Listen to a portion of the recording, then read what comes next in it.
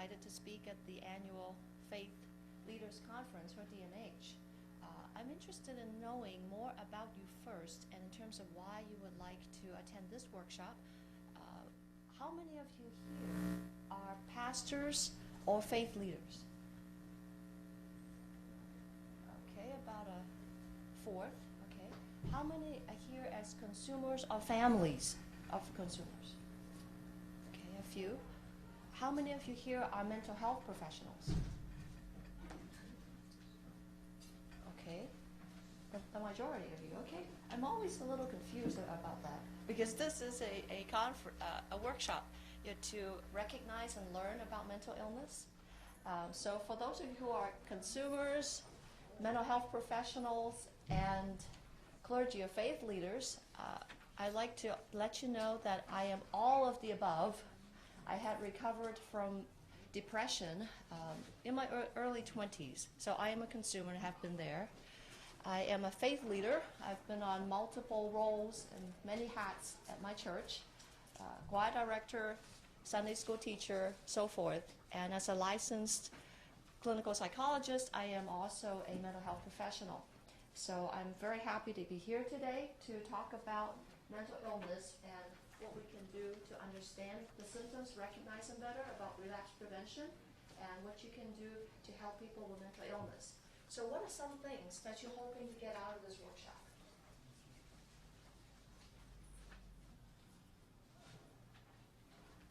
Yes, ma'am. I work I'm a volunteer at my church as a faith-based nurse, and I guess being able to know, to see some of the signs and symptoms that need early intervention, Okay. or need a listening ear that I could maybe do. Okay. So are there red flags? Okay. So warning signs, Yeah. basically. Okay.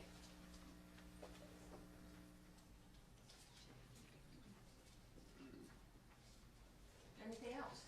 Yes, sir. Yes, I'm a pastor at Ventura County, and I work with the gang unit, with the Oxnard Police Department. And my reason for taking this is because I would like to learn how to tell the difference when I'm working with a gang member, whether it is mental illness or whether it's maybe some other form of thing that he's going through. Okay. Recognize the difference, in other words. Okay. So difference between mental illness and other things? And whatever else, just in other words, to distinguish when it's mental illness. Okay. Okay. Anything else? Yes, sir. Yeah, I'm a substance abuse treatment specialist, and the reason I'm taking this class is that I want to be able to distinguish when a referral needs to be made to mental health and Okay. When to refer?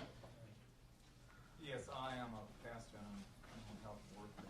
I wanted to gain always more tools and information on when there is a recognition of the need for intervention to have a be empowered with some tools and how to address it.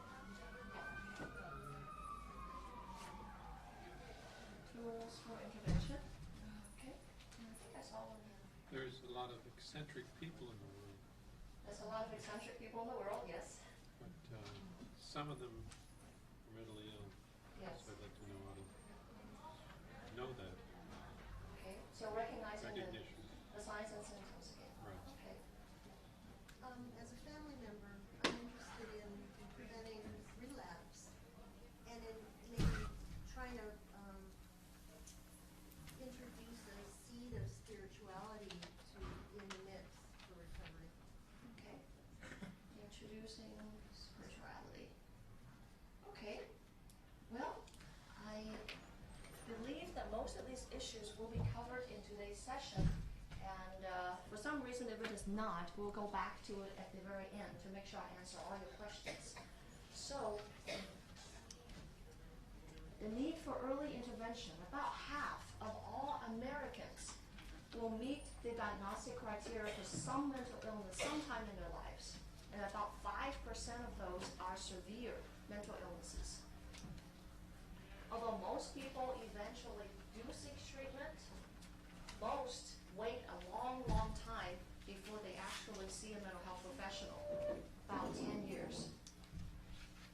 And of the people that have mental illness, about 40% says that they got some kind of treatment in the year before. So what that means is that 60% did not get any treatment the year before. And why is there such a delay? Well, one reason is because of the cohort. Basically, the older the generation, the more resistant they are to seeking treatment and help. And also age of onset. The younger the person is when the illness symptoms begin, the less likely that they will seek treatment, partly because the caretakers may ignore the symptoms, or they may think, oh, you know, he or she's just a teenager, they're just going through a phase, and they don't really recognize it as a mental illness symptom. Money problems, stigma, lack of education, and denial. Denial is a big thing. Quite often the patient and the family members themselves deny the symptoms because of the stigma, and as a result, the mental illness is left undiagnosed for a long, long time, and sometimes it's expressed physically. So for someone who has depression, the family may say, oh, he or she just has an appetite problem, something wrong with the stomach, because they don't eat or overeat, or they have a sleep problem because they can't sleep, but they don't really recognize it as a mental illness. So a lot of times patients are kept for a long time at home without any treatment in the early stages of the illness, in which time they are the most amenable to help. And here's how pastors and faith leaders can help.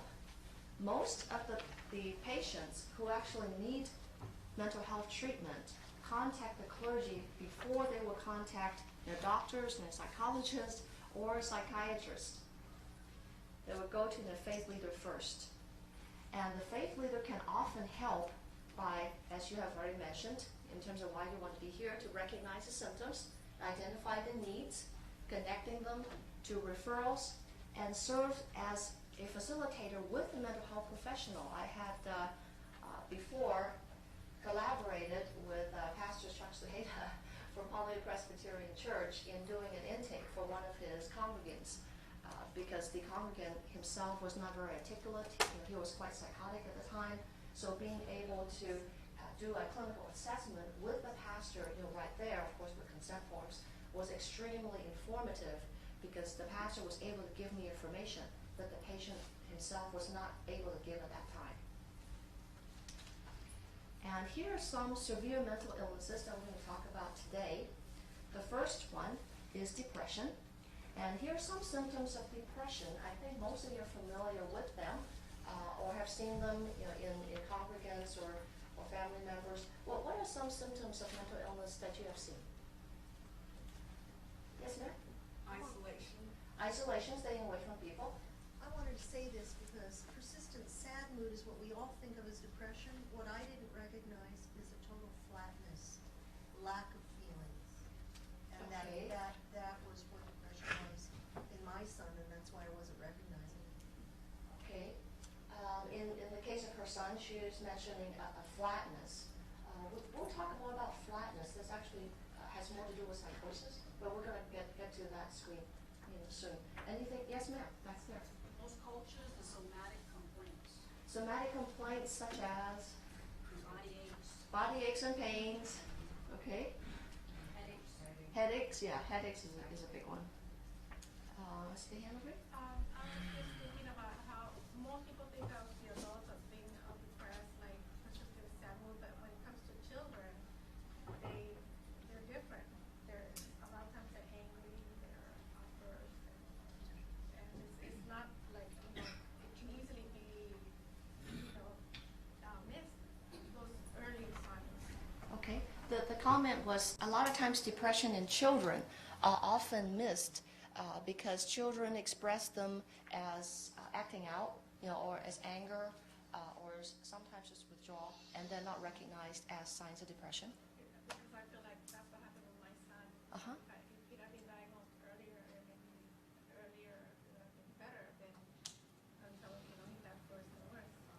Right. I Okay. find in teens that they have what they call lampshade behavior, where they act real crazy and stuff, and then they go off on their own. They get together with their friends and they start acting nuts and they swing back and forth. I've noticed that some teens do that. Okay. Teens tend to swing back and forth. Okay. Way back there. Would you include under self-image distortions anorexia and bulimia, especially in teenagers, as possibly a sign of depression? Okay, anorexia and bulimia, those are eating disorders. And quite often, people have more than one diagnosis. So if someone is, starving themselves to death, which is the case of anorexia, there are all kinds of self-esteem problems, body distortion problems, and quite often depression is part of the picture. But there are two separate diagnoses, eating disorder and depression. Abnormal or irregular weight change. Irregular weight change, okay, gaining weight or losing weight. So it can go both ways. Okay, anything else? Smith? Change in hygiene. Change in hygiene, yes, because they start to not take care of themselves. Usually they don't have showers, they stay in bed all day, and for family members that don't understand, they would just say, oh, the person's just really lazy. They stay in bed all day, they're not doing any chores, they're not doing anything. Yeah, I saw a hand back there. Yeah, diminished capacity to enjoy the pleasurable things they used to do before, or lack of energy and motivation to those things. Right, no desire, no energy, no motivation to do anything that they like to do before. Okay, one last one. Sometimes when I go through depression, I will tend to get frustrated. Less patience. Yes, frustration through like setting goals or not meeting them at a certain time. I will get frustrated when I'm trying to accomplish something at a certain time so I can move on to something else, and I tend to get stuck. Yes, absolutely. When someone has major depression, they feel a sense of deep hopelessness in themselves, that they can't improve, there's no hope for them in the future, that nothing would change, and also in the world, that the world is a bleak, depressing, hostile place. And that's their mindset when they have major depression. And we're going to be seeing a video of a real client. Her name is Barbara. She's going to talk about her symptoms of depression with a psychiatrist who's interviewing her. And this... I think I figured out that I've been sad, depressed, most of my life. I can remember times, I told you, I think before, that I had a headache in high school for a year and a half. And I think that's kind of when it started. And then there have been different periods in my life when I remember being so down I wanted to end it all. And then that kind of went away. I haven't felt suicidal like every day for 46 years, but there have been periods when it's been particularly bad. Is this one of those periods? Yeah, I've been having a really bad time since May. I can't, there doesn't seem to be a reason for it. Okay. How many months total would that be since May? Since May, I guess that's About 6 4 or 5 months. months. Yeah. About 4 or 5 months, okay. What was the first thing that you noticed in May that led, gave you the signal that you were heading down again? I got mad at my children. I went to bed for 2 days. So, was irritability one of the early Yeah. symptoms? What did you do when you went to bed for 2 days? I locked my door and I stayed in there for 2 days, and I came out and they went to bed and were asleep. So I came out and ate like at 4 in the morning and then went back upstairs. What was your mood like during those things? I was suicidal. I was a wreck. I was mad at myself because I put myself in that position. I was mad at them because they didn't care enough to come and get me out of my room. I didn't know how to end it. I went to my room and I closed the door because I was angry, and then I didn't know how to come out. I want to understand more exactly what you mean by feeling depressed. What does depression mean to you? Physically, I'm lethargic to the point of not wanting to get out of bed. not wanting to shower. If my children aren't home like they've been in college, I sometimes stay in bed in the past for a couple of days, on and off. If I'm not working, and I can do that. I feel like my arms are so heavy, I cannot lift them. How do you feel about yourself? Oh, I hate me. I really hate me. I hate the way I look. I hate the way I feel. I hate the way I talk to other people. Do you find yourself feeling guilty about things? All the time. I do everything wrong. Do you find yourself feeling guilty about things far in the past that are Yeah. way past doing anything? Like 20, 30 years ago, something I said to somebody that hurt their feelings and I didn't mean to do. Do you have much, when you're feeling that way, do you have much hope for the future? Is there any hope in your view, or is that gone? The only hope I had, the only thing I was hanging on to all these years I was waiting for my children to get through college so that I could be done. I felt that was kind of a goal that I wanted to get to, and it's done. And I don't know where else to go. I have to find something else to do with me, because there just isn't anything to do. So you feel like Really you don't have much of hopeless. a purpose? No, yeah, nothing. There's no purpose. Right. You mentioned feeling suicidal. Has that been every day? Has that feeling stayed with you throughout the 5 months? It's almost every day.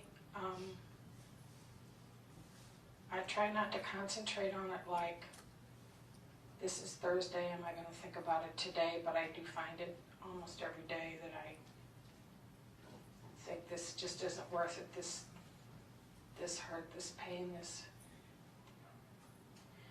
Have you thought of a particular way to hurt yourself, or have you thought of hurting yourself, killing yourself? When I drive, I think I'm gonna drive off the side of the road. What I'm really worried about is that I'm afraid I wouldn't die, and that I would just be hurt, and that would be worse for my family. I see. Do you have to fight off the impulse to turn your car off the road at times? Yeah, sometimes. Not this week. But I have in the past. I drove onto the shoulder of the road a couple of times and stopped, just crying, sobbing. Do you cry? I noticed that you were tearful a minute ago. Do you cry a lot? All the time. All the time. It's almost uncontrollable. I mean, I cry about stupid things. How about your sleep? Is your sleep disturbed?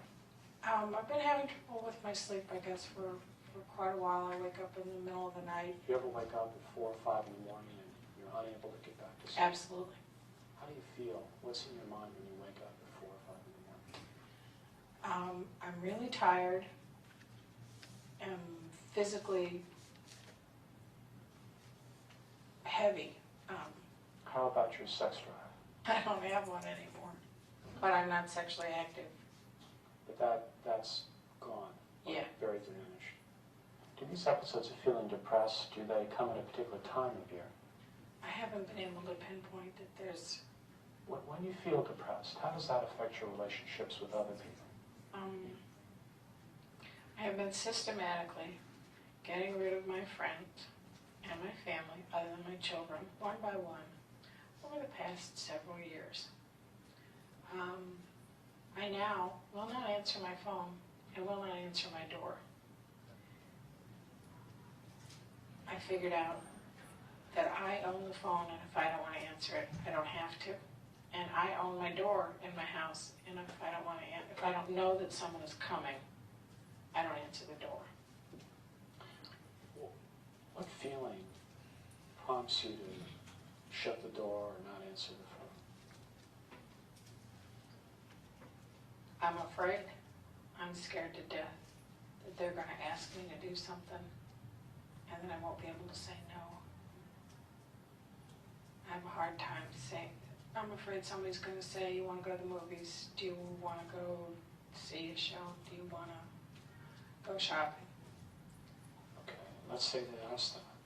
How would that make you feel if they asked you to go to the movies? Like I had to do it. And if you did it? You went to I the don't movie? want to do it. Is there anything you can get pleasure out of doing? There isn't anything I want to do. I work sometimes and I'm okay once I get there, but the process of getting up and showering and getting dressed and leaving the house is just almost more than I can do. Let's switch gears just a bit. Can you estimate the number of times you felt depressed in your life since you've been a teenager? Between 15 and 20 maybe. Okay. And I'm really just guessing because if I could be more accurate about that if I sat down and remembered all the times, because I can remember sporadic things that, I felt really times when I felt really, really bad for a year or a year and a half. But I'm just kind of guessing. That's okay. That's okay. In between those times, do you feel normal? Do you feel yourself?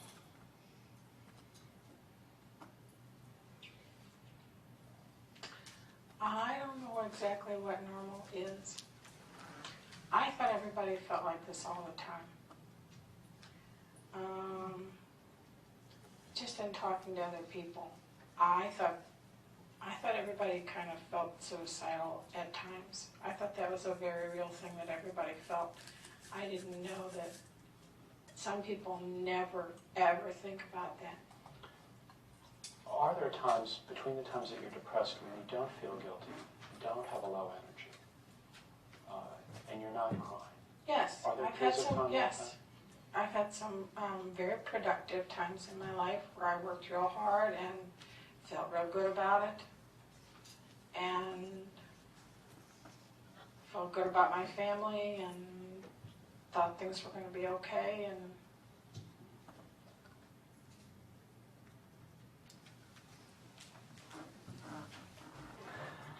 well, Mary, I'm glad you could come back. Can you say how you're feeling this morning? Oh, on top of the world. Okay. On top of the world. What are your plans for today? Oh, it's just going to be one great day. We got a sneak peek of the next one. But going back to Barbara, we're going to go back to the slide that shows the signs and symptoms. But from hearing her, what are some signs of depression that you have observed in Barbara? Hopelessness, sadness, sleep problems. Well, she reported her irritability towards Irritability. Suicidal ideation, how? Yeah, she says she wants to drive off the road. Okay. Anything else? She said she hates herself. She hates herself. It's so funny because she's angry at everybody else because they don't come in, which I'm only laughing because I think we have all done that. And she said she was in the room and she didn't know how she could kind of like change it, and then feeling guilty about everything you're feeling. You're feeling all these feelings and then you feel guilty on top of it. Oh my God. Absolutely. What can you do? Yeah. I know that feeling about, feeling guilty about something that happened to you when you were 8 years old and you can't let go, I did things 30 years ago. And then you feel guilty for feeling guilty. Yeah. Well, what about her friends? What does she say about her friends? She systematically got rid of She's systematically getting rid of her friends, right? And then she's afraid that they will call her or someone would come to the door to ask her to go to a movie, right? Because then there's a big obligation. She doesn't want to. Yeah, and I saw your hand up. Yeah, well, when she said she shut up in her room and slept for 2 days, That's right, the and oversleeping. snuck out and ate when the kids were asleep. Right. Yeah. So basically, Barbara demonstrates pretty much all of these. Yeah, she's a really severe case of major depression. And a gentleman back there said that he wanted to differentiate between mental illness and other issues. Okay, well, in Barbara's case, it's pretty obvious that she has major depression. But even with just the symptoms list right here, keep in mind that you need to have 5 of those things before you're diagnosed with mental illness, and those 5 things need to persist for at least 2 weeks. So if someone just have a problem with sleep and it goes away in a couple of days, or if they feel very tired but it goes away in a couple of days, that's not major depression. Okay? So 5 things persistently for 2 weeks. So let's talk about some thoughts about how to work with Barbara. If Barbara is a congregant and you are a faith leader, or a mental health professional helping her, what would you do?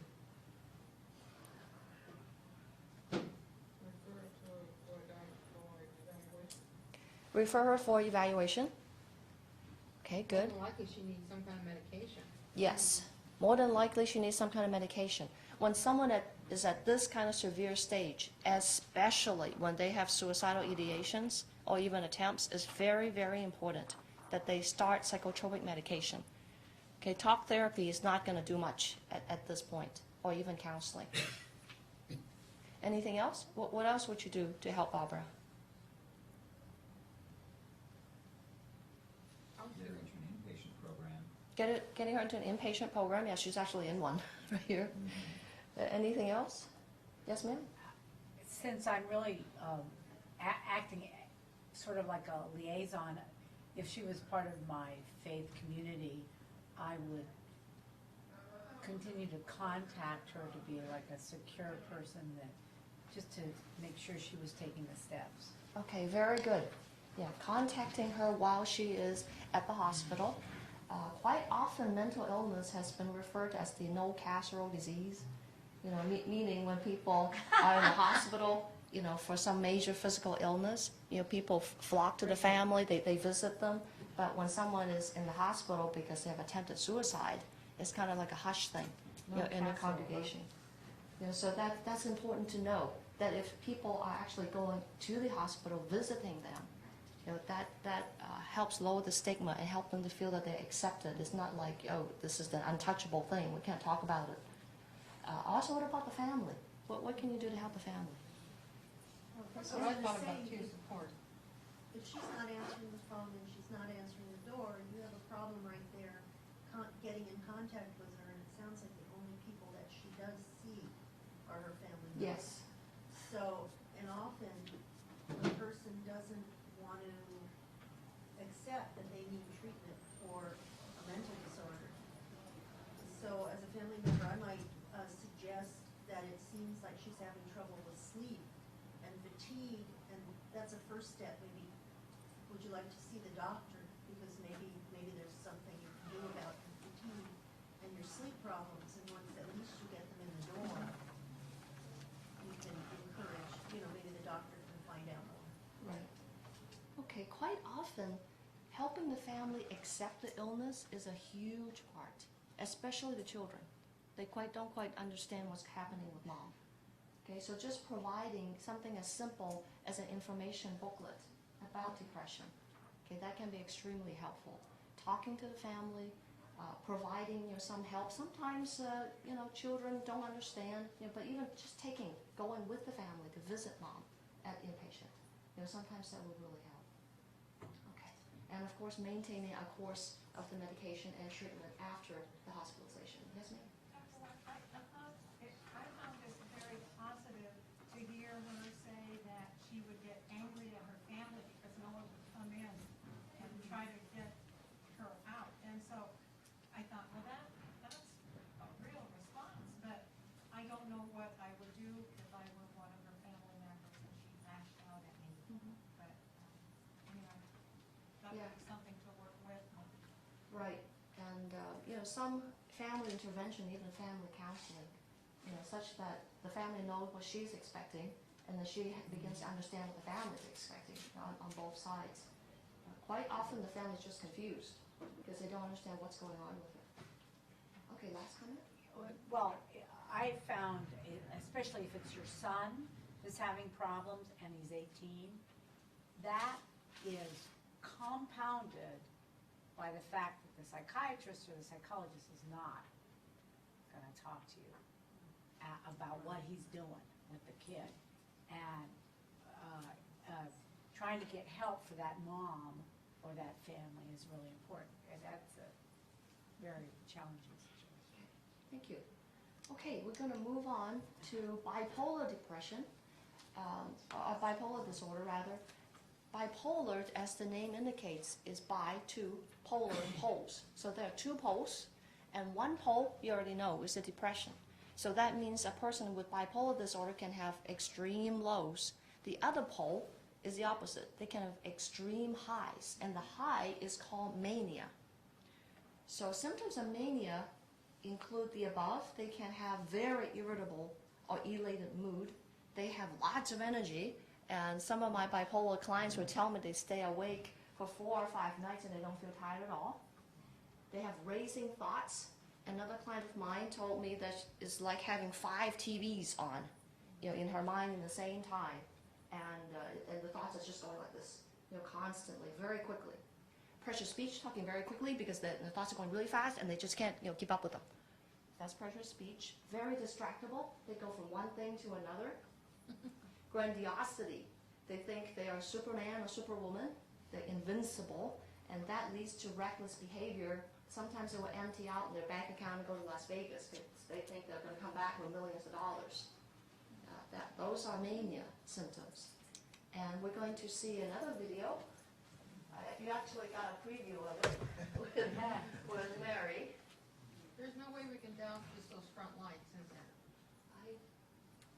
It'll make us be able to see it better. Let me see whether this works. No, that's the other one. Well, Mary, I'm glad you could come back. Can you say how you're feeling this morning? Oh, on top of the world. Okay. Woo, woo, woo, woo, woo, on top of the world. What are your plans for today? Oh, it's just going to be one great day. What are you going to do? There, that's better. Well, whatever my doctor says I can do, I should say that right now. Tell me a little bit about that. You may have some restrictions. Yeah, still. I went off with my husband last night. I beat him up. What? No, tell me about that. But I wanted him out of there. He came to visit? Yeah, he came to visit me. Okay. And he pissed me off, so I wanted him out of there, so I beat him up. Now, what do you mean you beat him up? I forcibly beat him up. You hit him? Quite a few times. Oh, yeah, slugging it out. You were saying something earlier about Jesus Christ and the CIA. Okay, I'm in incognito for the Lord, God Almighty, Jesus Christ. Okay, I'm working for Him. I have been for years. Now, what do you mean incognito? I'm a spy. And what's your mission? My mission is to fight with the American way. Can you say more about it? Statue of Liberty. Okay. But I mean, can you talk more about the kinds of things that you have to do or have been doing as part of that mission? Oh, I can bring up the wind. I can bring the rain. I can bring the sunshine. I can do lots of things through Christ who strengthens me. Okay. I mean, you can actually cause the wind to come up. Oh, yes. Could you do that today if you Sure. wanted to? Oh, yeah. And what gives you the power to do that? God. On our walk down, you were mentioning about the air and the smells, and we saw some flowers. You like the outdoors? I love the outdoors. It's my favorite place to be is outdoors. Well, see, when I first met my husband, can I just talk? Sure, please. When I first met my husband, we lived underneath a bridge and down at a boat dock. We weren't married. But I believe we got married in the eyes of God down at this boat dock because he popped my cherry, and I had been married before. When we first sat down, we asked if you could take your gum out, and you had some strong feelings about that. I've chewed it since I was a little bit of kid. Don't hurt my teeth or nothing. I got strong teeth, and I like hard gum. I like to blow bubbles with it. Okay. Is that a good piece? Yeah, it's a real good piece. Want a piece?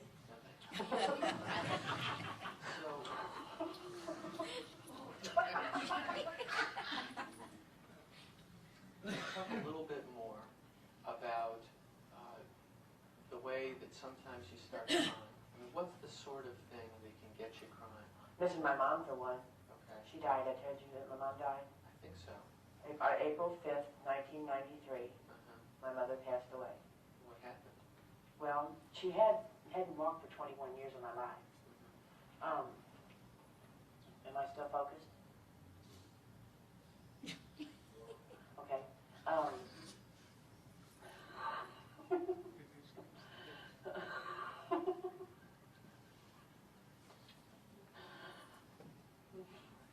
That's not funny, but it's still focused. Okay, anyway, back to seriousness, okay. She had cancer of the spinal cord when I was 11 years old. And they had to take out her backbone, 8 inches of her backbone out to kill the cancerous tumor. So that means she was paralyzed from her breast down for 21 years of her life. She died the age of the year I was born, 61. I believe everything has a purpose under heaven. Yeah, what do you make of that? I believe that's the time that God wrote down she was going to die. Before she hit her 62nd birthday, she was going to die and be my guardian angel at 61 of the year I was born. You mentioned the other day that drinking coffee, something happens to you. I get drunk on it. Say something about that. I can get drunk on coffee. I can get drunk on water. I can get drunk on Kool-Aid. I can get drunk on lots of things. Now, can you get drunk on those things at all times or only at certain times? When I'm high. When you're having one of these up periods? Yeah. Are there times when being up like this is unpleasant? It always feels good. Never feels unpleasant at all. Except for when I can't go to sleep because of it. When I'm too up and I cannot sleep. That's the only bad part about it. How did you sleep last night? Not worth a damn. Not good. No. How many hours? I didn't sleep at all. I just rested. Even though you didn't sleep last night, you still have good energy? Oh, yeah. Do you feel as good as if you had gotten a full night's rest? Oh, yeah. Big time. Okay. Were you able this morning, feeling this good, were you able to concentrate on things that you wanted to concentrate on? Sure was. I helped him put some stuff away. I folded laundry. Okay. I stocked socks together. Okay. Do you think that if you were outside the hospital right now, you'd be able to do all the things that you needed to do? Oh, yeah. Sometimes when you're feeling this good, do you go out and do things that get you into some kind of trouble? Oh, sure. Like what? Mess around with my husband. Okay. A little bit obsessive-compulsive. Sometimes the obsessive part. We appreciate Kumar, our technical expert, because I'm totally helpless when it comes to computers and stuff. Okay, so Mary with bipolar disorder. In the original video, there actually is a clip of her in her depressed state. And if you had seen that, you wouldn't believe that it's her, because you see how she's giggling and laughing. Okay, that's because she's in a mania, a manic state. But when she's in a depressed state, there's low energy, no eye contact, and she talks very slowly, like that. And you wouldn't believe it's the same person. Yeah, but it is. But anyway, with Mary in her manic state, what are some of the symptoms that you see? Her decreased need for sleep. She Yep. went all night without sleeping. That's right. Went all night without sleeping, and she's still energetic and feels good. Saying that she can make it rain and the wind. Oh, blow and very good. everything. Okay, those are psychotic symptoms. When someone believes that there's supernatural powers like that, okay, that's a delusion, and that's part of psychosis. And most of the severe mental illness, like depression or bipolar, they can be severe with psychotic symptoms. And she is the one, that has the psychotic symptoms. But sometimes you don't have the psychotic symptoms. Like Barbara, she didn't have any psychotic symptoms, just the depression. Yeah, good observation. I saw a hand back there somewhere. Yes, ma'am? Distractible when she had that thing about the camera. Yeah, distractible. Am I focused? Yeah. Ready for my husband. Uh-huh. Back then? I can relate to her, and I had to chuckle because I was like that too. I mean, laughing and everything is funny and hilarious and good in her mania. She's happy and chipper, but then she's, you feel like Superman. You feel like Superwoman. You can do anything. Anything's possible. Non-stop. That's right. Yeah, she does have that grandiosity. Yeah. Anybody else? Well, I was also a shopaholic too. Okay. That's one of my biggest manias. Right. Yeah. Hand back there. Self-destructive behaviors, Self-destructive behaviors like what? like she beats up on her old man. Like she beats up on her husband? Behavior. Yeah. Things like that. Yeah. That's, yeah, you're right, that's reckless behavior. And when she stays up all night, anybody picked up on what she's doing all night? She wasn't resting. Maybe just thinking of things all night. Okay. She folded her laundry. Yeah, she folded her laundry. Yeah, quite often people that are manic, when they stay up, they tend to do, they will clean the bathroom 3 times. You know, they will redo the closet. You know, somehow they will focus on something, and they will do that. Yeah, and in, Take off cross country. oh, they'll take off cross country. Well, sometimes our nights become days and our days become nights. Uh-huh. Yes, ma'am? I had a client who would repaint the walls white like in a room 3 or 4 times, just over and over. They weren't white enough. They weren't white enough. Right. Or Oh my. bleach the kitchen over and over and over. Yes. It wasn't clean enough. Wasn't clean enough. And it Right. was not as much OCD as more mania. Yeah, it's more mania, exactly. Okay. Yes, sir? There's bipolar disorder comes sometimes with substance abuse. With our county client population, a lot of the mental illness are combined with substance abuse. In Mary's case, she did not have a substance abuse. You know, so in her case is really mania plus psychosis.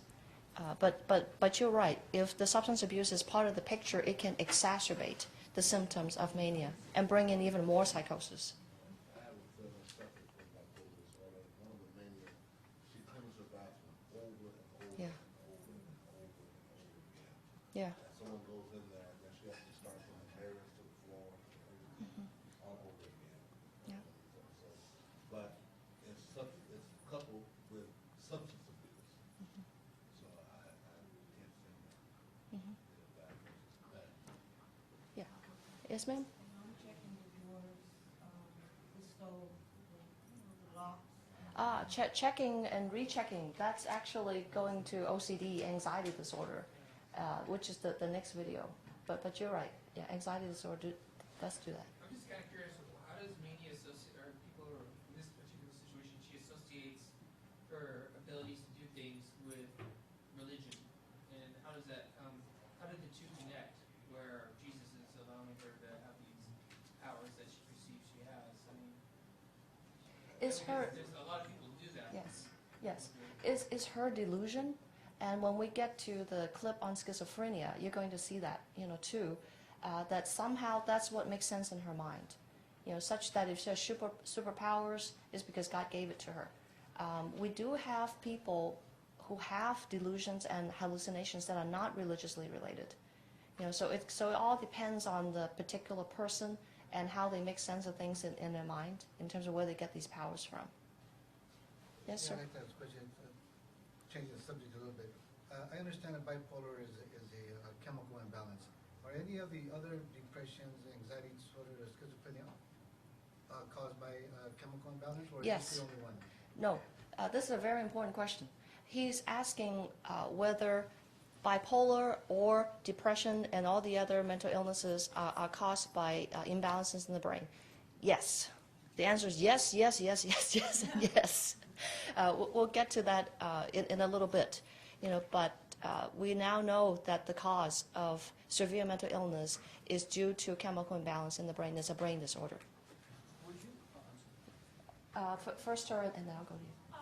You know, it's kind of hard to tell the difference between grandiosity and then a lot of bipolar people are very creative. They have like talents, and they kind of like when they're in their mania, they create this thing, you know, whether it be like writing or music or you know, this special talents. So grandiosity would be like, I mean, how would you relate? Where would that fit in? I mean, whether creativity, you know, goes like in full blast in their mania state. Okay. The question is how does mania relates to creativity or sometimes geniusness. Back in Beethoven's time, there was no diagnosis, but I believe when I read his biography that he has bipolar. And in a lot of his music, you actually hear that, you know, the spurts of the loudness and the mania, and then coupled with the lows, you know, of the depression. But anyway, yes, a lot of bipolar clients that I have seen are incredibly bright, and they have a lot of talents in all kinds of things, in music, in artistic drawings, paintings, photography, and if they're able to control the mania with medication and treatment, they can actually use that excess energy, to their benefit. In fact, I know of a world-renowned psychiatrist. He actually tells everybody that he has bipolar, but because of that excess energy, he's able to stay up like 2 or 3 nights and just write articles. He published over 300 articles in mental health, and but he knows how to control the symptoms, so it's such that it doesn't get to the point where he needs to be hospitalized, or there's reckless behavior, or there's a lapse from reality. So yes, I have seen that with, but bipolar is definitely not a cause for creativity, and people with creativity and geniusness does not necessarily have bipolar. Okay, one last question. In that comment that you just made about the guy that was able to control that, is that teachable? Yes, it is. If you can get them to go to be taught? Yes, yeah. Because a lot of times when they do take that mood stabilizer, they lose that edge with that creativity part. And from what I've seen, they don't, well, the ones I know, they don't keep going back to get the medications readjusted. They just know that because their mood now is kind of lower and they can't do their art or whatever. So I just think that in that particular, or probably all of them, it's just a lot of different components to the recovery that I find that they don't map it all the way out. Yes. Medication is the beginning, and then skills training meaning skills in managing the illness symptoms, skills in knowing how to manage the medication, how to work with a psychiatrist to know the right doses, the right type of medication. Those are all skills of managing one's life with a particular illness, and it takes a while. It actually is psychosocial rehabilitation. That can help the client learn all of these skills with the help of the medication to live a fairly normal, healthy life. Excuse me, Yes? can you talk us a little about the childhood bipolar, since it's more tricky to detect these in children and early adolescents? What are some of the differences in symptomatology that you notice? Actually, I have not noticed a lot of difference. The diagnostic criteria would be similar. The main difference is that with adolescents and younger people, they won't tell you because they're not really articulate and they don't have the vocabulary. So a lot of these things sometimes are misinterpreted as teenage stuff. They're going through a phase, or they're acting out, or getting involved with the wrong group of people. Pranks, school pranks, dropping grades. Those actually are good signs. Then you would need to look at all of these to see whether it fits any of those things. Another question, since this is associated with a lot of people who commit murders, actually, what are some of the signs that you found that would distinguish the manics who commit murders and the ones who don't? The question is about people who commit murders.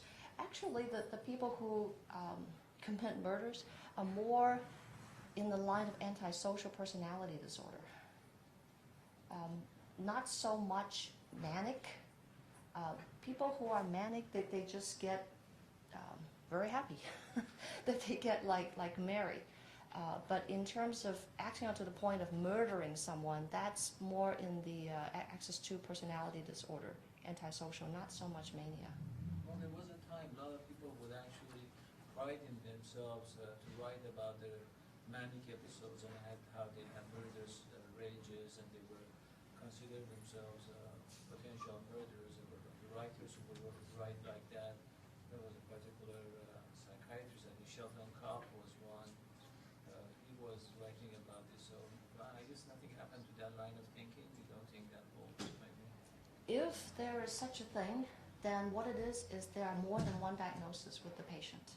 So the patient may have bipolar disorder on axis 1, And then on axis 2, they will have a personality disorder. That's antisocial, sometimes narcissistic, or another one. But generally, just bipolar disorder alone won't get someone to the point of murdering someone. Yeah, you need to have more than one. Okay, I think we better move on to the next disorder, which is anxiety disorder. Anxiety disorder has to do with fear, worry that something horrible is going to happen, and it has to do with perceived threat. And the reason why I want to stress that word perceived is the fear is in the eyes of the patient.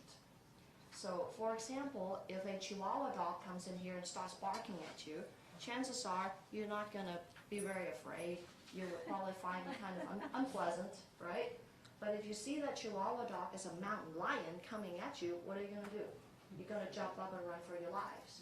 And that's how people with anxiety disorders perceive the tiniest bit of threat, the tiniest bit of stress, or problems in their lives. They see it as mountain lions coming at them, and they react in very exaggerated fashion.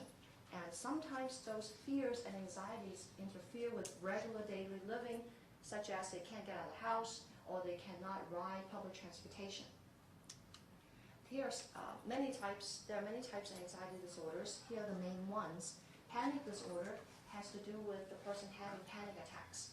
Panic attacks are brief, about 15 to 20-minute episodes in which the person have a whole bunch of physical symptoms associated with the fear, such as they feel like they can't breathe, they think they're having a heart attack, they're sweating, they feel nauseous, they're shaking. Okay, the most important thing for people with panic disorder to know is that those symptoms only last for 15 to 20 minutes, and no one ever died from those symptoms. And you will get out of it, and in fact, this is one of the few mental disorders that psychology can cure. Okay, cognitive behavioral therapy can cure panic disorder in about 20 sessions. Obsessive-compulsive disorder, we talked briefly about it. Those are repetitive thoughts and rituals to ward away some kind of disaster or danger. And someone mentioned checking doors and checking stoves. Okay, those are the rituals. PTSD, reaction to a horrifying event that can hurt someone's life. And the person tends to be hypervigilant, meaning they keep checking. They think, oh, is this going to happen to me again? They keep reliving it, and they have flashbacks. Phobias, intense fears of any particular object or situation, such as fear of height is a phobia, or a fear of being in public situation, agoraphobia. Generalized anxiety disorder, just exaggerated fears over everything, when there's no real apparent reason. We have a video with Chuck that has obsessive-compulsive disorder.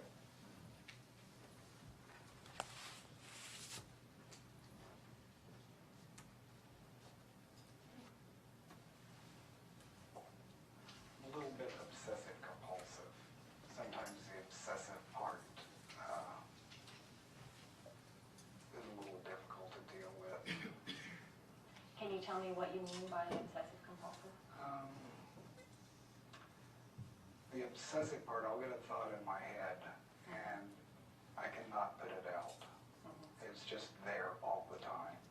I think about it when I go to bed, I think about it when I get up.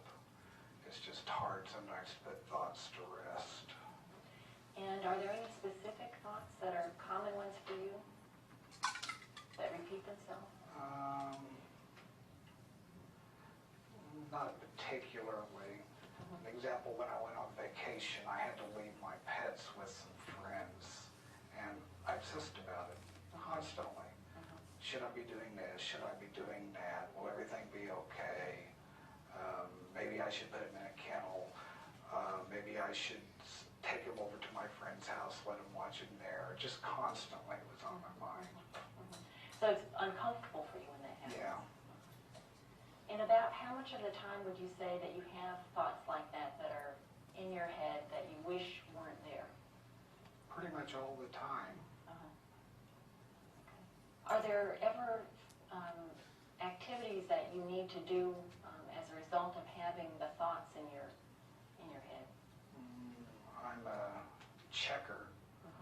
check things.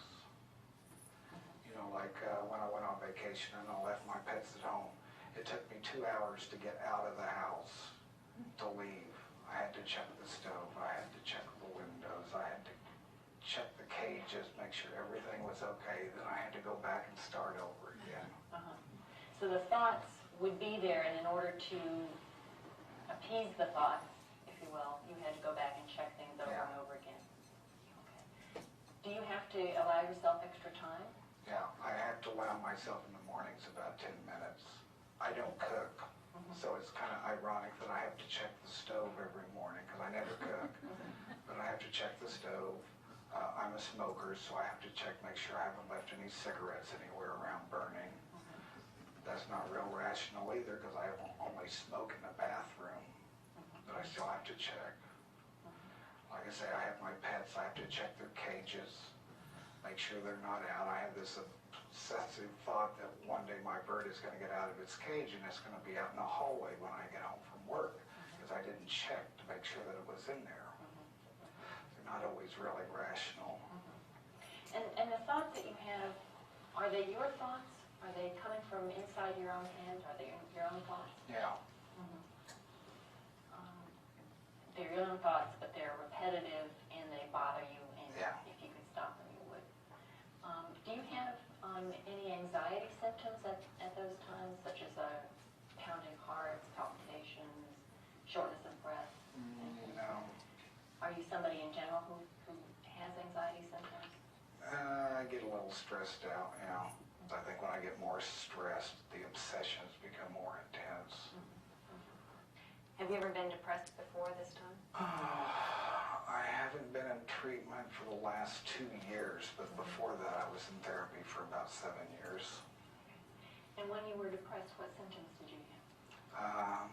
Crying spells, hopelessness, helplessness that I can change situations, suicidal thoughts sometimes.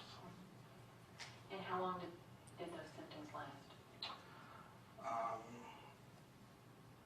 A lot of them lasted a long time. Actually, for most of my adult life, I think that I was depressed and had a lot of those symptoms, but didn't really seek help until about 7 years ago. And now, during that time when you were having depressions, were you also having the obsessions and the compulsions? Okay. And which one started first? I don't know. It's like they've always been there. Both the depression and the obsessions and compulsions have been there as long as you can remember? As long as I can remember, yeah. Back to childhood? And right now, you said currently you're not depressed. No, currently I'm not depressed. 7 years of drugs and psychotherapy kind of helped. How long has it been since you've been depressed? I'll have 1 or 2 days I might get down, but it's not that overwhelming sense of hopelessness and helplessness. I haven't had that for over 2 years now. And the obsessions and compulsions have been somewhat alleviated, but really only to a minor extent. Yeah, they're just kind of there. And like I say, kind of depends upon the situation, my stress level, you know, what's going on. But, you know, I've pretty much learned to live with it. That you ended up coming into the hospital? Well, Jesus was giving me a... We're giving Kumar the exercise today. After every single video, to stop it in time.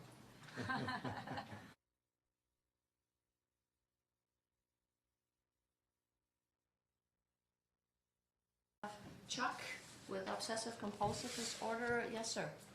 The constantly moving legs that they kept focusing back on, is that an indicator of anxiety disorder, not being able to sit still? Yes, very good. A lot of times people with anxiety disorders are very restless, you know, because they feel like, you know, sometimes they even sitting there and their leg will shake, you know, sometimes the body will shake too. But you're right, the restlessness is definitely one of the anxiety symptoms.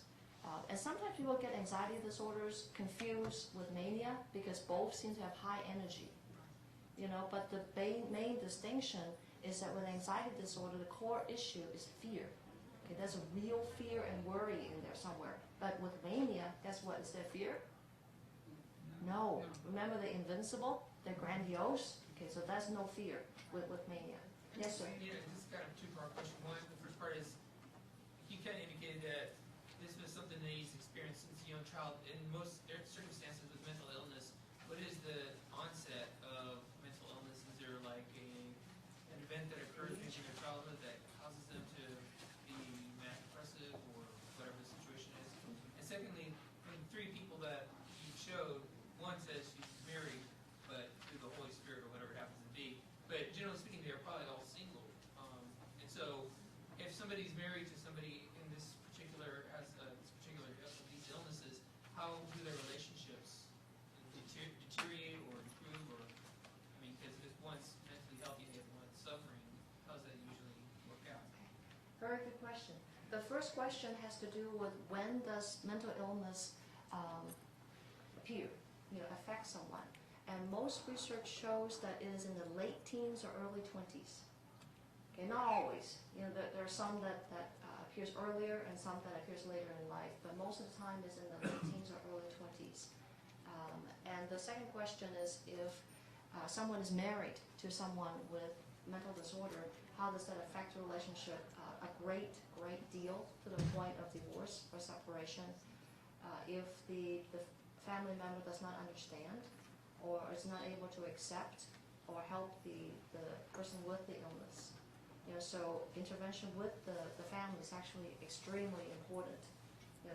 Such that if the person has a spouse or a mom, dad, who has mental illness, they need to accept it, understand it, and then help the person to recovery. And it's very important to give them hope.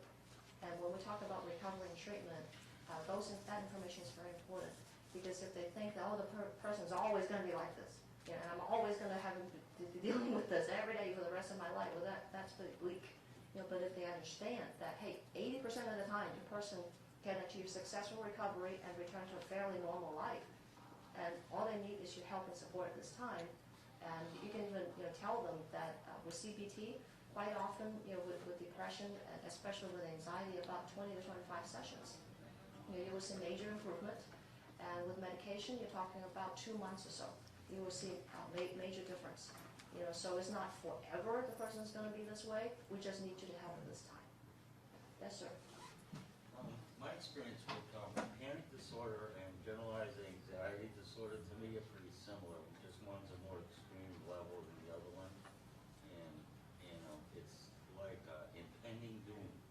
Yes. Is my worry, and it's mostly based on my history. It's mostly based on my past. That I've been so self-destructive all my life that I expect Murphy's Law. I expect things to go wrong.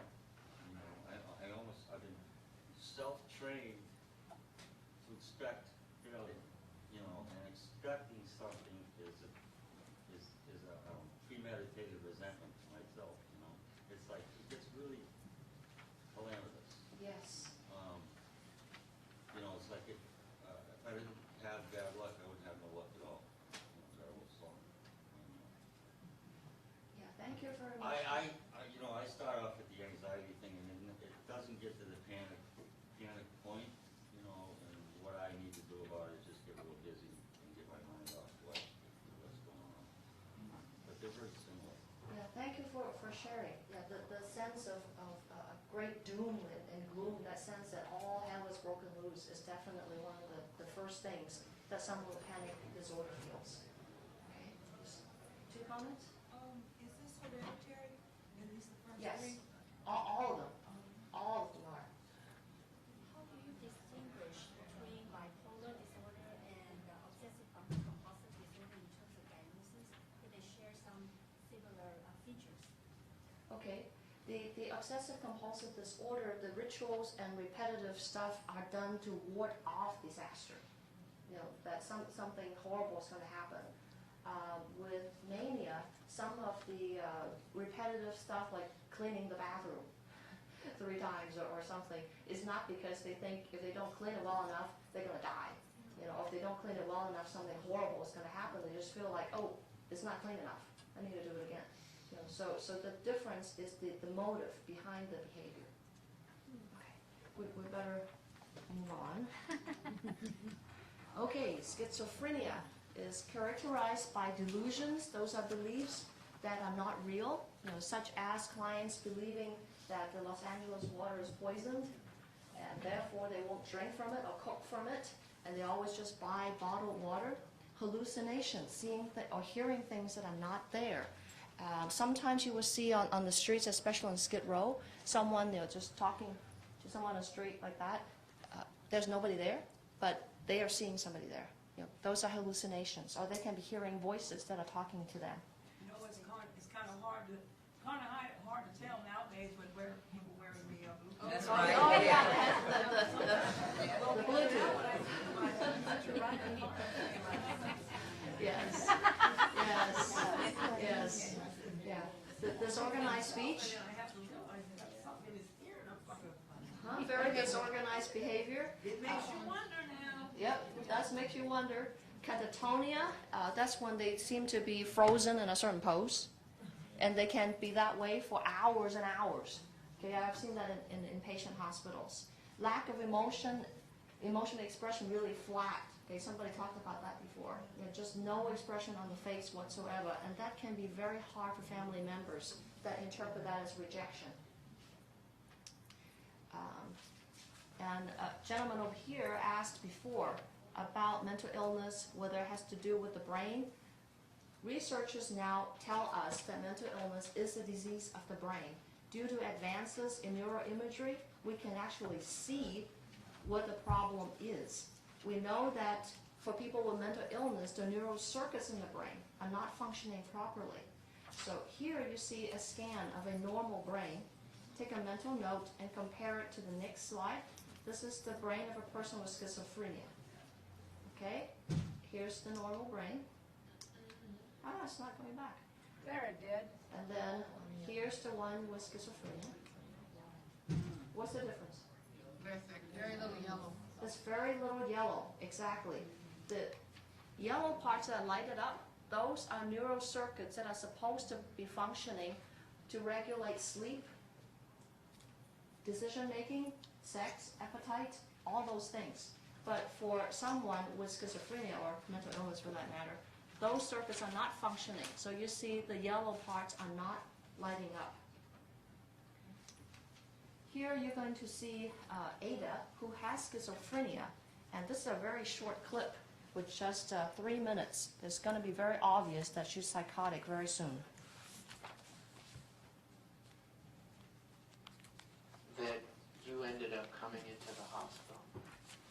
Well, Jesus was giving me all these window crack and screen crack sounds, telling me that they was going to break into the house. So I put the camera stereo in the room where they chiseled the window out to come through the window. And the camera stereo, the security guards picked that up, the message, by putting that camera in that room. Were you in danger? Well, if anyone gets into the house, they said I get shot. Who said? That's the eagle. Can you say a little something about the eagle? Well, the eagle works through General Motors. They have something to do with my General Motors check I get every month. And you get that check because it's part of your husband's work with GM? Yes. Say something more about the relationship between GM and the eagle. Well, when you do the 25 of the clock, it means that you leave the house 25 after 1 to mail letters so that they can check on you how you're mailing the mail, and they know where you're at that time. And who's that? That's the eagle. Okay. eagle something that is looking out after you, or is there a chance that the eagle could hurt you? Well, they're the before on the clocks. That's the 6, 7, 8, 9, 10, 11, 12, 1, 2, and 3. They go by those numbers of the clock. And when you do the 25 after, that's the after side of the clock. We go by the 1, 2, 3, 4, and 5 of the clock. And the 5, you go right, left to 7 number on the clock is the fire number. You go right, left to that number. That's what the 25 is. If you don't do something they tell you to do, and Jesus makes the shotgun sound, and then the phone rang, not to answer the phone or the doorbell. Why not? Because you get shot. Who would do the shooting? The eagle. I'm wondering, though, whether these kinds of experiences that you have are really unique to you, whether there's something special about your relationship with Jesus, or whether this is the kind of relationship that other people may be having too. Well, what's your personal feeling about that? Well, I don't like to judge anybody. I know I'm asking you a tough question. And I don't want to put you in the position of feeling that you're having to brag or put anybody else down. Do you think Jesus answers just anybody's request? I know that to have that money, that Jesus helps you with it. Okay, while Kumar is putting the PowerPoint back, I have one announcement. There's a gray BMW license plate QEDULCE is parked illegally in the sea lot. Is that any one of your cars? No. Okay. Okay. Well, with Ada, this thing is kind of stuck. But in terms of the schizophrenia symptoms, I think it's pretty obvious, right? You know, with her, that she has lots of hallucinations and delusions. I think I saw a hand here. Sorry, going back to the scan of the brain, is that pretty much predominant for every individual who has mental illness? There's less, I think the synapses are yellow, I guess. Is that the case with most individuals who have mental illness? Yes. For most of the brain slides that we have seen, regardless of the actual illness, that's similar to what you would see in terms, the PET scan. You know, such that there are neurocircuits that are not working properly. And to answer some of the questions before in terms of how mental illness starts, we now know that mental illness is inherited. It comes from the genes of the parents. You know, so just like you inherit eye color and hair color from your parents, you know, we also inherit genes that have mental illness into our bodies. And what happens is that when we are born with that vulnerability in those genes, and we hit some kind of major life stressors, which could be, you know, anything, you know, divorce, financial problems, physical illness, you know, so the stressors will help bring out the symptoms of the mental illness. You know, so the vulnerability combined with stressors bring out the symptoms of mental illness. So that's what we have found. Yeah. Yes, ma'am? Can it also be brought on by brain trauma without genetics? Brain trauma, like traumatic brain injury, will cause personality changes and so forth that can kind of mimic your mental disorder. Yeah, absolutely. What about drug use? Drug use, oh yes. Drug use can pretty much do everything. in terms of, one of the main rule outs is that the symptoms of mental illness cannot be caused by drug use. If it is caused by drug use and you remove the drug, usually the symptoms go away. Okay, last question. I just have a question about an elderly generation, because I have a situation in my congregation that I'm not sure how to deal with. We had a lady, she's 90-something. She had a great mind, and last year in the winter she got ill. And now she seems to be sliding. Her house, we finally got in her house, and it's kind of a mess. She called Pastor yesterday because now she's seeing people drive up there in her driveway. She says sees men in black coats them coming into our backyard. And I say to her, well, where did they go? They must have jumped the fence. I said, so where's the red car? Oh, I don't know, there must have been a third guy because the red car was gone. And she just started this since she got ill last year. And I don't know if this is what you do with an elderly person in your congregation if they start exhibiting these things. She has no family per se. She has one daughter she's estranged from that she never was with her whole life. So I don't know what to do with her yet, whether we should get some kind of an elder social services, get her evaluated, what we need to do. But she called Pastor last night saying she saw the guys in the big coats, big black coats. Okay, if she's Is that something exhibiting like this? psychosis, then she needs to be evaluated psychiatrically because most likely she would need antipsychotic medication. Okay. If someone has psychosis, there's no talking in the world that you can do to get these symptoms to go away. Okay? The other thing that she did too is she also took all the money out of the bank and she sat in church and she opened her purse and it's all sitting in her purse, everything she owned in every account. Okay. So she goes to the store and she's carrying gads of money with her. Okay. Yeah. It's So really bad. let's go on to recovery. We found that the effective treatment is medication combined with therapy, and the goal is recovery, not cure, because unfortunately right now we don't have any medication or any treatment that can cure. Cure means no symptoms coming back ever again. Okay, we don't have that, unfortunately, except for panic anxiety. Okay, so that's curable with cognitive behavioral therapy. And recovery is the successful management of this illness symptoms so the person can return to a highest level of functioning. Sometimes that means just like you and I. Okay, just normal functioning with medication and therapy. And the good news is that the recovery rate is roughly about 80% for all severe mental illnesses. So that's very good news, for family members, who have someone in the family with that. You need to encourage them with this. Yes, ma'am? Does it matter when the onset, early onset or not? Does it matter? Does that change the figures, the numbers? These are general estimates. I think it has more to do with how soon after onset they get into treatment.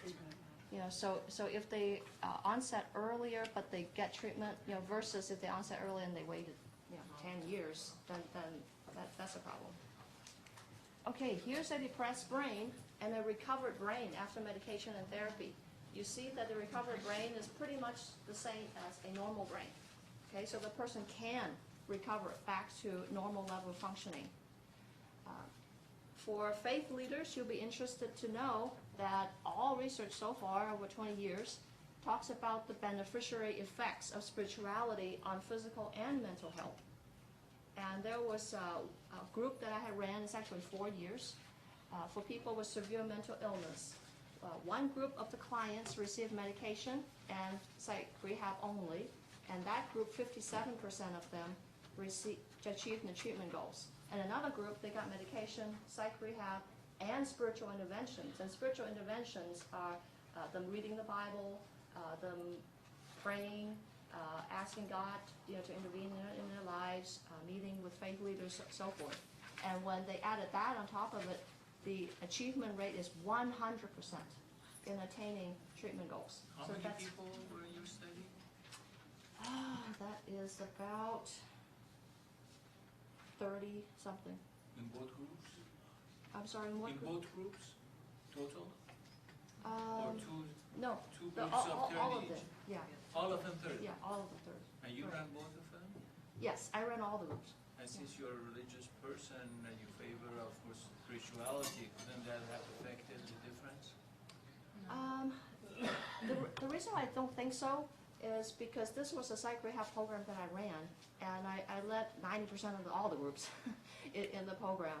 And there was just one group, that was a spirituality group, that's optional for the clients to choose. So they can, just attend psych rehab without the spiritual component, or they can attend psych rehab with the spirituality group.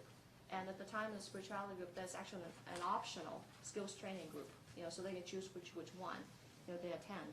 So, and these were results over 4 years.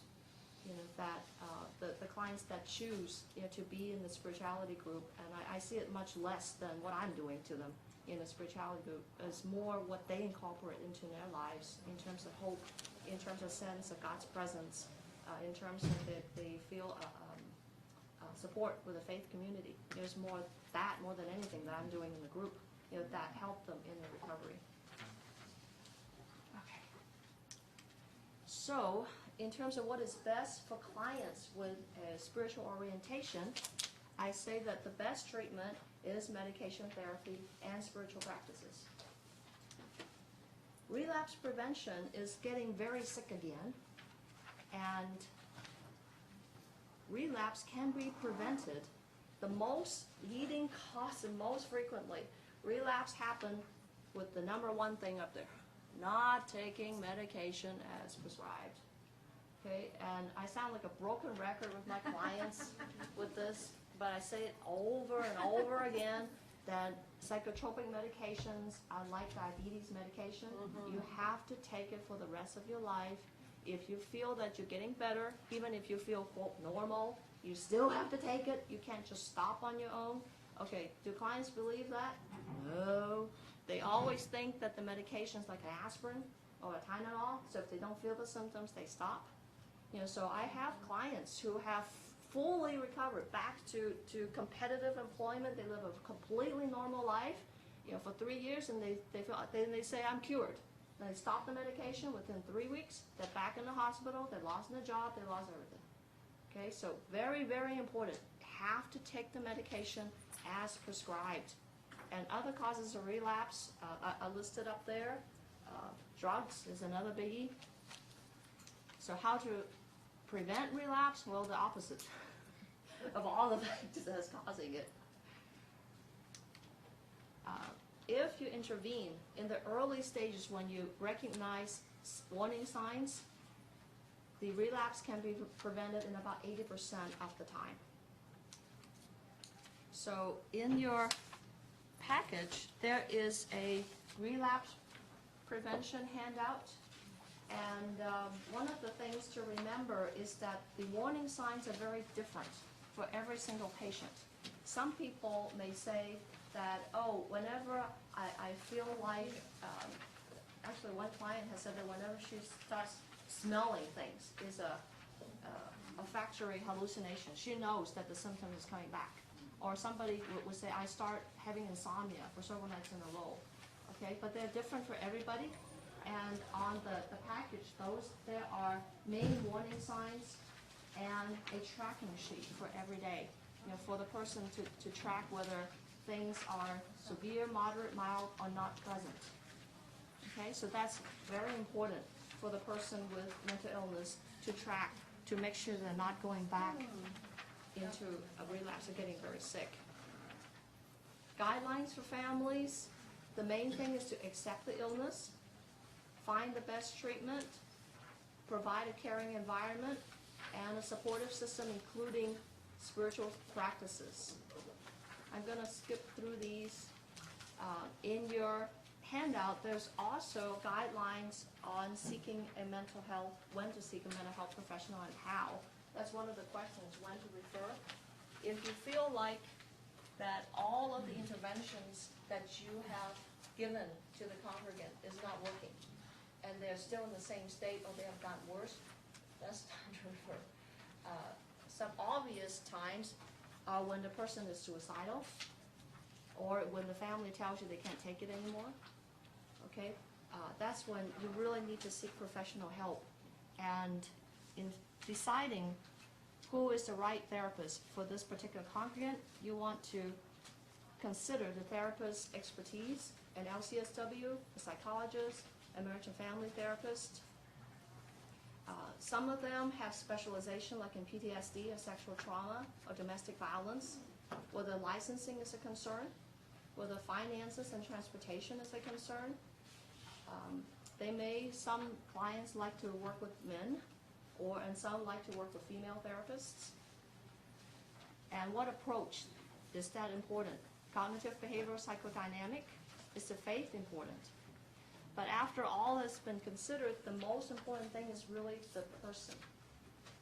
of the therapist, the personhood.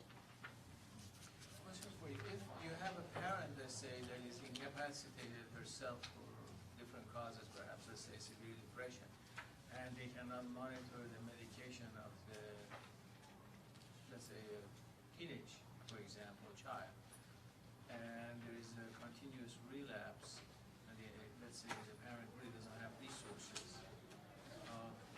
at what point is there a possibility of some agency taking care of this child? Because most people don't take the child. They say, well, you know, he doesn't qualify for anything. He's not a danger to himself. He's not.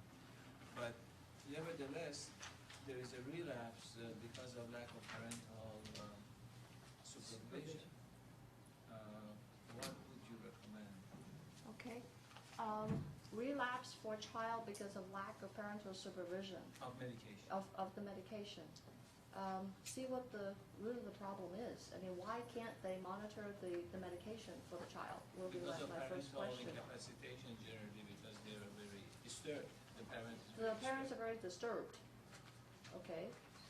Can you work with the social worker of the child to see whether there's something that they can do, you know, such as if the child goes to school every day, you know, can they work with the teacher, such that the teacher is the one who administers the medication?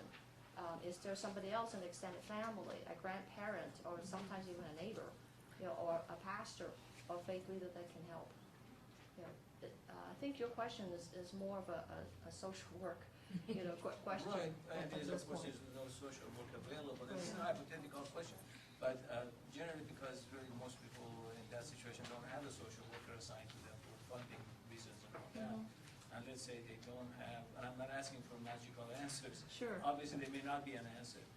But because there seems like that scenario is not too uncommon, I was just wondering if you had any idea. If the parent isn't able to care for their child, then they need to involve DCFS. Yeah. Well, unfortunately, again, this is a hypothetical situation, but let's say they don't find any really strong reason for it, and the CFS is really understaffed, they don't have the funding, and they There's only... a lot of places for children. Well, but there also, I think that you made a point, there is a district nurse if the child goes to any kind of school, especially if he's going to special education. There's also trying to get somebody that even an incapacitated child can be taught to take care of his own medications too. I mean, that's one of the life skills that he might eventually learn. You know, it's not a completely hopeless situation unless you take the kid away. Right. If the child has an IEP at the school, Exactly. whoever was overseeing that IEP, that can be one of the points in it. First of all, to help the child learn but also there may be a resource person that the school needs to bring in to get the child that medication. Right. Okay, I saw a hand back there. Just really briefly, could you make the distinction between schizophrenia and what's called schizoaffective? Okay. Schizophrenia is what you saw with Ada. Schizoaffective, the person has schizophrenia, and affective. Affective means mood, feelings. So they may have symptoms of depression, but generally if it's just pure schizophrenia, they would not have those affective mood disorder symptoms. So schizoaffective has both. Yes, sir. Earlier, you gave us a criteria of 5 items within over 2 weeks. Is this true for all of the mental illnesses described? No, no. There's a DSM book that's about as thick as a dictionary, and for every single mental illness, there is a specific diagnostic criteria. I mean, I can, you know, search through those for you, but everyone is different. Yeah, I think in your handout I have a pretty detailed description of every one of those disorders.